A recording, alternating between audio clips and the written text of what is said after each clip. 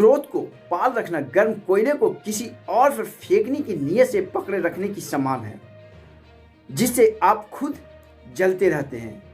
क्रोध को हम इसलिए रखते हैं कि हम किसी और पे फेंके, लेकिन खुद पे खुद जलते रहते हैं। एक कैसे आपको हम पूरे स्टोरी के माध्यम से बताएंगे, तो इस वीडियो पे बने रहें। फ्रेंड्स, मेरा नाम मिथिलेश कुमार। आज हम आपसे बहुत ही अच्छा स्टोरी शेयर करने वाले हैं। अगर आपको भी गुस्सा आता है, क्रोध आता है, तो इस वीडियो पे बने रहें। पूरा सुनने के बाद आप क्रोध को त्याग देंगे और फिर दोबारा क्रोध नहीं करेंगे। बहुत समय पहले की बात है। आदि शंकराचार्य और मंडल मित्र के बीच 16 दिन तक लगातार शास्त्र युद्ध चलता रहा।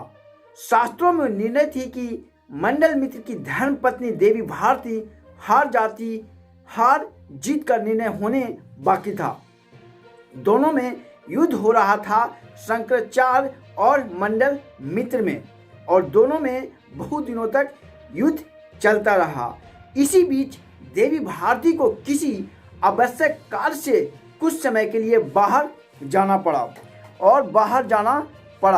और जाते समय, लेकिन जाने से पहले देवी भारती ने दोनों ही विद्वानों के गले में एक एक फूल माला डालते हुए कहा कि ये दोनों मालाएं मेरी अनुपस्थिति में भी आपके हार और जीत का फैसला करेगी। यह कहकर देवी भारती वहां से चली गई। शास्त्रार्थ की प्रक्रिया आगे चलता रहा। दोनों में युद्ध होता रहा, लेकिन दोनों के गले में माला उनके धर्मपत्नी डालकर चले गए। कुछ देर पश्चात देवी भारती अपना कार्य पूरा करके लौटी।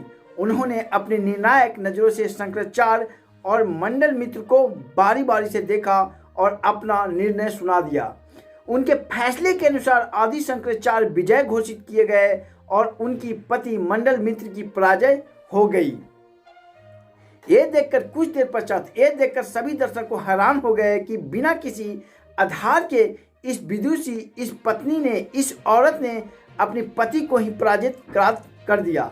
एक विद्वान देवी भारती की नम्रता पूर्वक जिज्ञासा से ही, देवी आप तो शास्त्रार्थ के माध्यम से ही चली गई थी, आप तो युद्ध के बीच में ही चली गई थी, फिर वापस लौटते ही आपने ऐसा फैसला कर दिया कि अपने पति को ही आप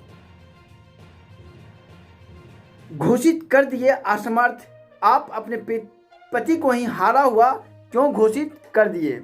देवी भारती ने मुस्कुराया और जवाब दिया, जब भी कोई विद्वान शास्त्रार्थ में पराजित होने लगता है, जब भी कोई विद्वान अपने शास्त्रार्थ में पराजित होने लगता है, अपने युद्ध में पराजित होने लगता है और उसे जब हार की झलक दिखने लगती है, तो इस वजह से वह क्रोध हो उठता है और मेरे पति के गले की माला उनके क्रोध के ताप से सूख चुकी है, जबकि शंकराचार्य जी की माला के फूल अभी भी पहले की भांति ताजे हैं।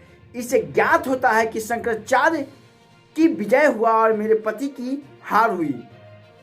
विदुषा देवी भारती का फैसला सुनकर सभी दंग रह गए। सबके उनकी कार्य की प्रशंसा की।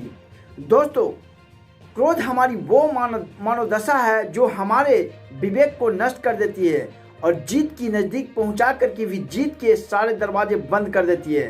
क्रोध न सिर्फ हार का दरवाज़ा खोलता है, बल्कि रिश्तों में दरार का भी प्रमुख कारण बन जाती है। लाखों अच्छाई होने के बावजूद भी क्रोधित व्यक्ति सारे फूल रूपी गुण के उसके क्रोध की गर्मी में मुरझा जाता है।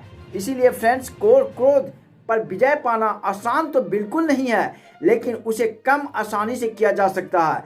इसलिए अपने क्रोध के मूल कारणों को समझिए, उसे सुधारने का प्रयत्न करें।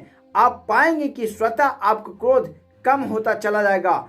आने वाले दिनों में हम क्रोध पर कैसे कंट्रोल करें, उसके एक सीरीज लेकर के आएंगे इस चैनल के माध्यम से।